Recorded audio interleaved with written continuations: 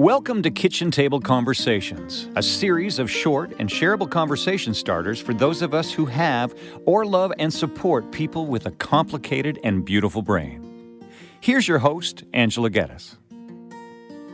Hi, everyone, and thanks so much for tuning in to another edition of Kitchen Table Conversations. I'm your host, Angela, and I'm just so pleased that you're all tuning in today. It's already the month of May, which is just amazing to me.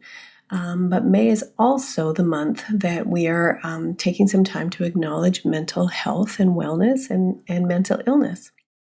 So to be in line with the point of this podcast in the first place, and that is to bring conversations back home to our kitchen tables, the point of this is to help, increase awareness, to allow everyone to have a better opportunity to, learn some new things and to be able to share what we've learned with the people that we love and support the most. So I'm going to start today with just discussing a few facts and statistics. So I think that many of you may be surprised and many of you may not be surprised that our young people, people between the ages of 15 and 24 are the ones who are struggling the most with mental illness at this point. 39% of students indicate that they are struggling with some moderate to serious levels of distress.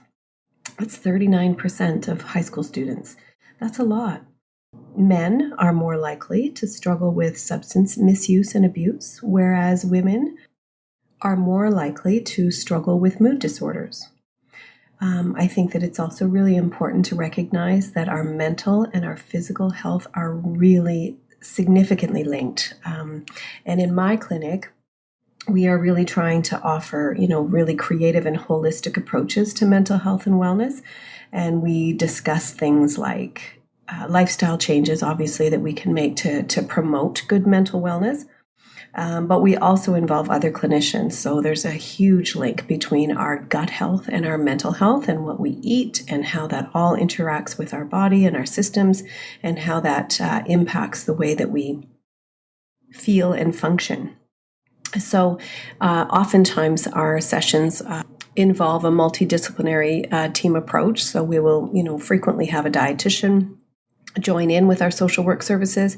And most recently, I've partnered with an osteopath who's really doing some great work, helping to relieve and to integrate our nervous systems in a better way that helps with overall physical and mental health function.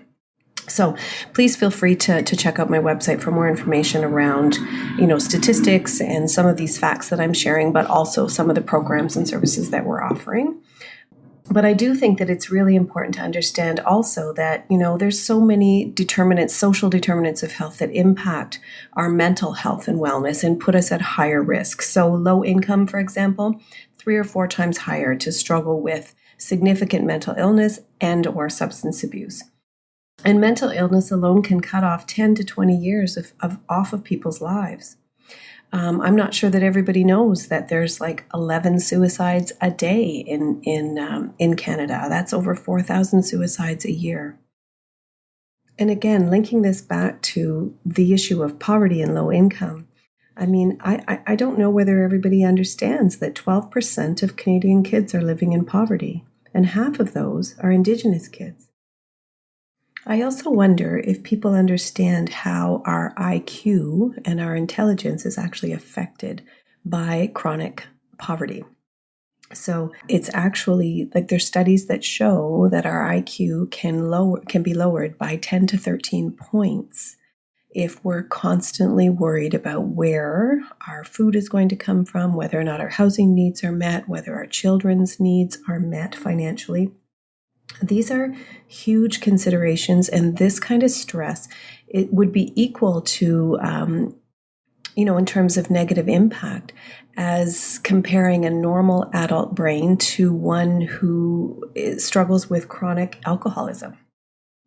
So again, poverty is huge, and it is directly linked to our overall mental health and wellness. So in my clinic, I see it all the time where people indicate to me that, eating healthy, the way that we encourage through our clinic, is out of reach for so many who really struggle with financial issues. a lot of the problems that people are experiencing are linked to poverty.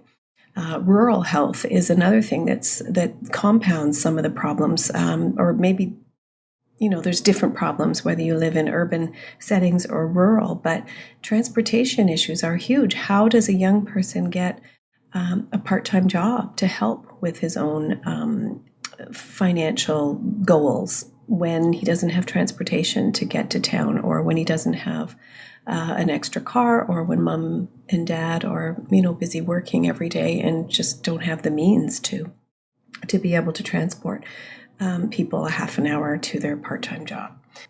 Childhood obesity is on the rise as well, and we also know that foods that fill us up are often carbohydrates, and they come cheaper than some of the healthier choices that families would like to provide for one another, but simply they can't due to financial restraints.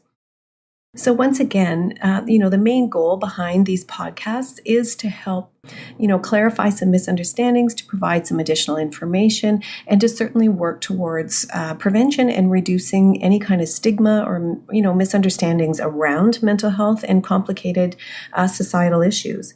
And so I think it's really important for all of us to understand that in a recent study, 75% indicated that they were not comfortable disclosing a mental illness to their workplace.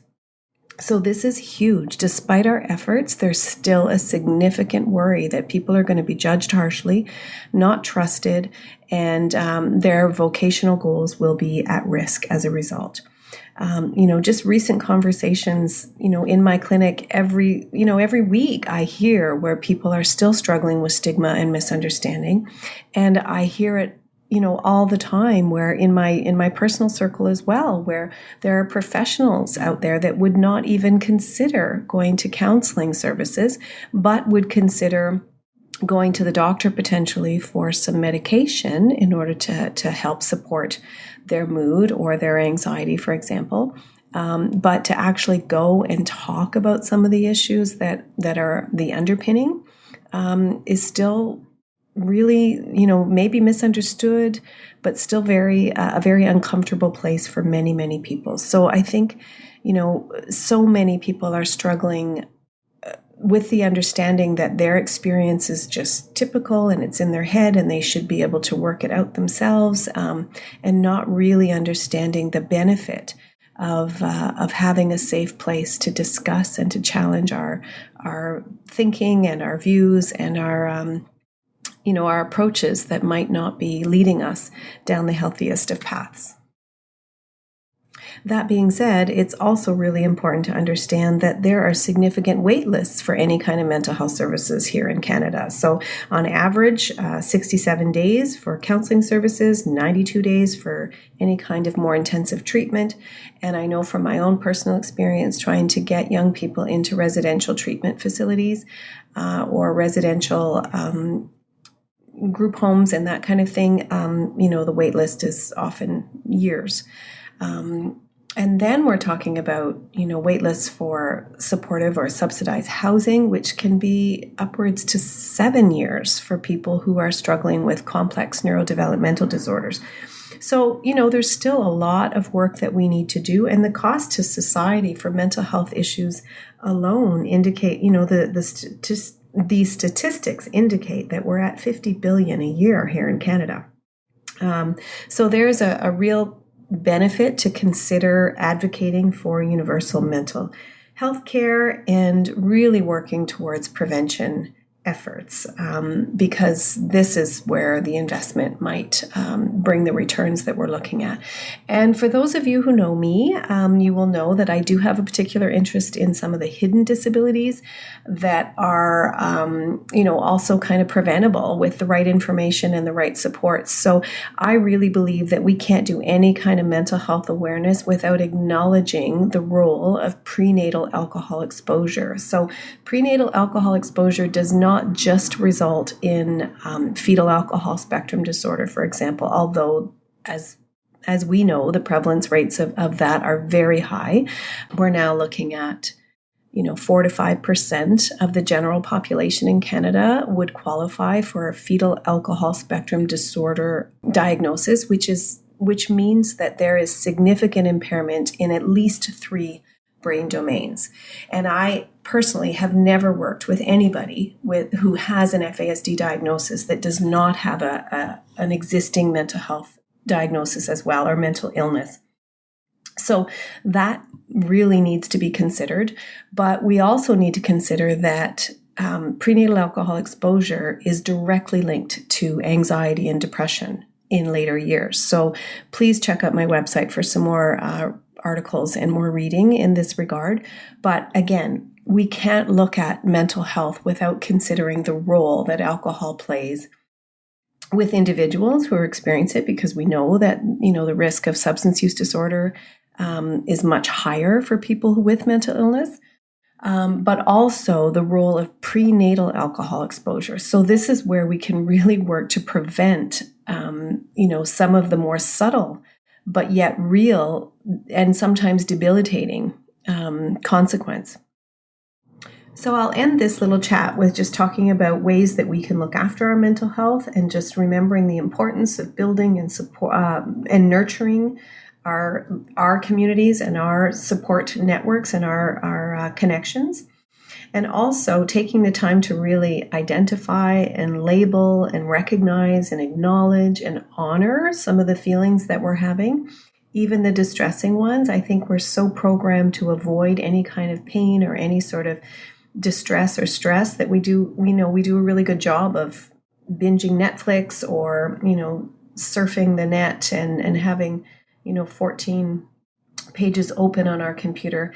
There's constant distractions available to us, and that does prevent us from actually being in the moment and feeling the feelings that are necessary in order for us to learn from. So identifying them, feeling them, I think that's really, really important, being in the moment.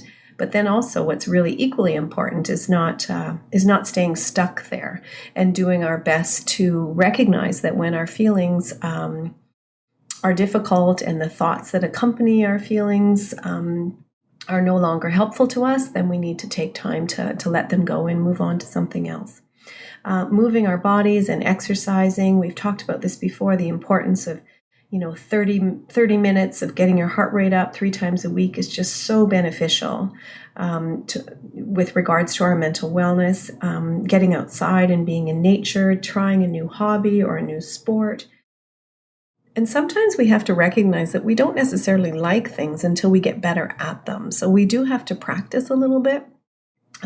Speaking personally, not a big golfer for a long, long time, would have preferred to watch paint dry, I used to say, than to golf. But once you get practicing or working at it and hanging out with people that you love, who love the sport, then all of a sudden you can start to learn that you actually really do like something. So that's my example. But, I think that it's important to recognize that even when it comes to our jobs, sometimes we don't like our jobs at the beginning, but then once we get good at it, we really do learn to like what we're doing and really see benefit and purpose and meaning in all of that.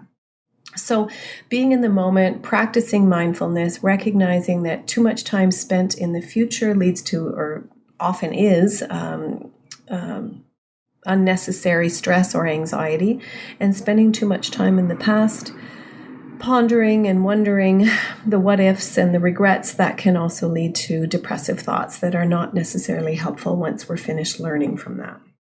And, self-compassion and being kind to ourselves is something that's also really important. And it doesn't necessarily mean spoiling ourselves or, avoiding difficult things. Sometimes self-care actually does involve, setting up a to-do list and actually being proud of all of our accomplishments, even the ones that we don't want to do. So being kind to ourselves is really important. Sometimes we need to treat ourselves the way we would treat our best friend. And I would argue that that is often very, very different. So I'll leave it with that. Feel free to check out my website. There's quite a few links that can further your understanding and just give you some more opportunities to learn a few more things around mental health and well-being overall. I'm so glad that you're here today. I hope you have a wonderful week. With many thanks, Angela.